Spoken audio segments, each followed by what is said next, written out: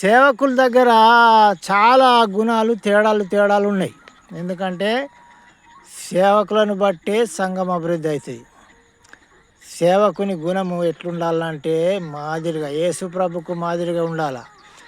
ఆయన మాదిరి చూపాడు కాబట్టి ఆయన మాదిరి మనలో ఉండాలి. ఉన్నప్పుడు మరి మనల్ని బట్టి సంఘం అభివృద్ధి అవుతుంది.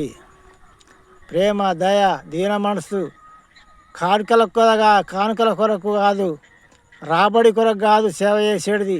ఇచ్చేవారిని దేవుణ్ణి అడుగు. నువ్వు ఏదైనా సమస్య ఉంటే, నీకు బాధ ఉంటే దేవుణ్ణి అడుగు. బరువు బాధ్యతతోని భారంతో నువ్వు సేవ చేయు. దేవునికి చెప్పుకొని సమస్య ఉంటే నువ్వు విశ్వాసులను బాధ పెట్టుడు అవసరం లేదు. దేవుడే వాళ్ళతో మాట్లాడతాడు. ఎవరితో ఏం మాట్లాడాలని మాట్లాడతాడు. ఎంతమంది అలాంటి సేవ చేస్తలేరు. మరి మన సంఘాలు అభివృద్ధి అవుతలేవంటే మనము భారంతో చేస్తున్నామా, మరి విశ్వాసంలో నువ్వు ఇయ్యు అని అడుగుతున్నామా? ఎట్టున్నాం?